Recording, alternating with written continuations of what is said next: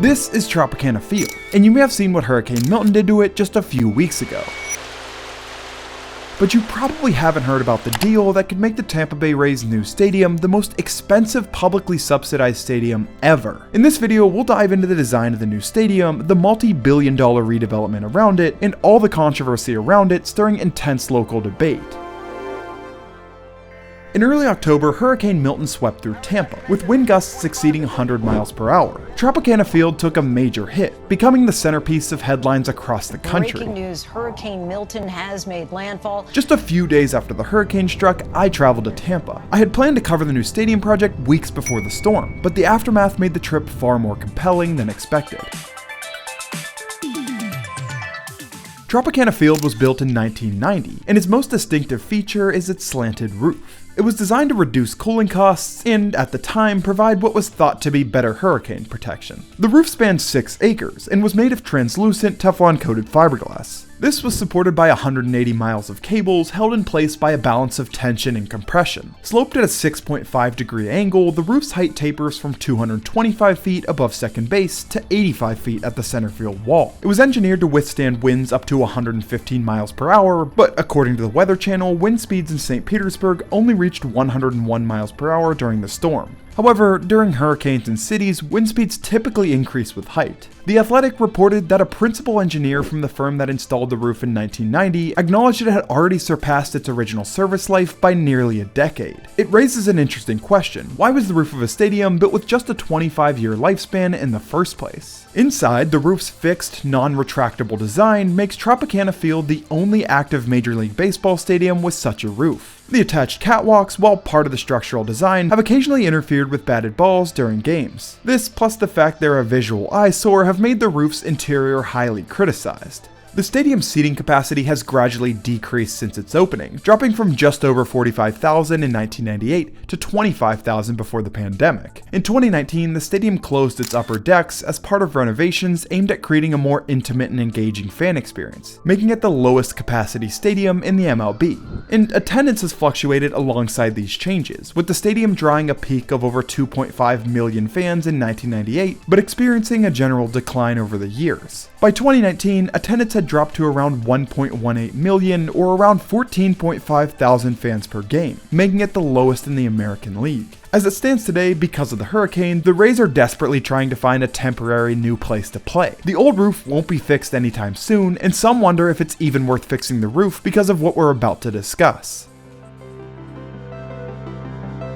There are 2 key elements to focus on. The first is the overall gas plant redevelopment, which is a multi-billion-dollar project aiming to completely revitalize the area. The second, which I'll address first, is the new Tampa Bay Rays Stadium, a smaller component of the larger development currently being referred to as the Gas Plant Stadium. The new stadium will sit directly adjacent to the existing one, where a parking lot is as of today. It'll sit between 2nd and 4th Avenue South, as well as 10th Street and the extension of 13th Street that angles inward toward the stadium. The new design will feature approximately 30,000 fixed seats, with a total capacity around 33 or 34,000 when including standing room. The ballpark is designed for intimacy, with 70% of the seats below the top level, including around 15,000 in the lower bowl. It'll offer various seating options, from premium clubs to flexible viewing areas. The field will have artificial turf with minimal foul territory and short distances from home plate to the backstop, bringing fans closer to the action. A fixed, tiered roof will cover the stadium, with large windows and operable street-level panels to let in natural light. Although specific details about the roof have yet to be announced, I'm sure they'll focus on ensuring it can withstand hurricane-force winds much stronger than those encountered during Milton. The stadium aims to be a 365-day venue for events beyond baseball, like concerts, festivals, and more.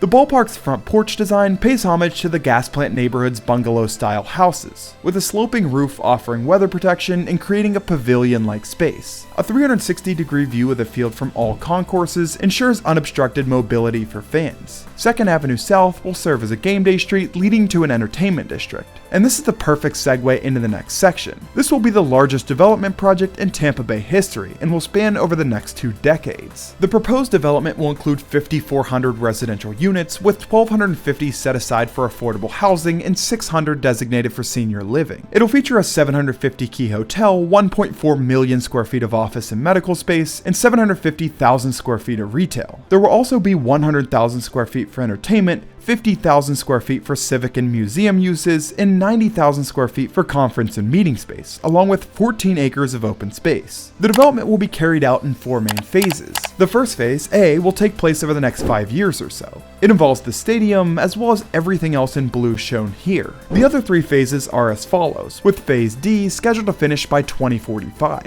According to the Rays president, groundbreaking of the stadium will occur in January of 2025, and construction will take approximately 3 years, ready to go for the 2028 season. On July 18th of 2024, the St. Petersburg City Council approved a financing deal to build the new stadium. After hours of discussion, council members voted 5-3 to approve agreements between the city, Pinellas County, the Rays, and their partner Hines. They also approved $287.5 million in bonds for the city's share of stadium costs, plus $142 million for roads and sewers. The Rays will contribute $700 million and cover all cost overruns, insurance, maintenance, and repairs. And 12 days later, Pinellas County Commissioners voted 5-2 to allocate $312 million from tourist tax funds to go toward the project. Now let's talk about why many see this as an issue. The principal owner of the team, Stuart Sternberg, said back in 2023, "If I can't get something done here, the best buyer will be somebody from somewhere else, and the team will be sold." Essentially, this implies that if local governments can't secure sufficient public funding, the new stadium and the Rays may no longer be located in St. Petersburg. In fact, just a few years ago, Sternberg attempted to strike a deal to build the stadium in Ybor City, but the plan ultimately fell through. A pair of finance writers for the Tampa Bay Times have called out this deal for being historically bad for the city. They claimed the following 3 things. St. Petersburg is taking on $704 million in new debt, including interest, to help cover part of the stadium construction and related infrastructure costs. The 22 prime acres near downtown, which are designated for the stadium, will not generate property taxes for at least 30 years, resulting in a loss of $411 million. Lastly, they estimate the 86-acre redevelopment site is currently valued at $700 million, but by using 22 acres for the stadium and selling the remaining 64 acres to the Rays Hines Group for just $155 million, the city is losing $545 million in potential value, which brings the total cost for the city to $1.5 billion in a combination of cash, tax breaks, and discounted land. Assuming this math is correct, this could set the record for the most expensive public subsidy for a stadium ever. And in line with this, one of the commissioners on the council said this following the vote of approval. In totality, our taxpayers deserved a better deal. They're getting it for a couple $100 million less than it's appraised for. While I've highlighted concerns raised by those opposing the new construction, it's important to not overlook the potential benefits for the city. As mentioned earlier, the new stadium could open up additional revenue streams by hosting a variety of events, offering some level of economic opportunity. But is it all worth $1.5 billion? Well, I'm gonna let you form your own opinion. Thanks for watching and for all the support I've been receiving on the channel. I recently started a LinkedIn account and I'll be posting on there more as time goes on, so if you're interested, please check it out. Thanks again for watching, and I'll see you next time.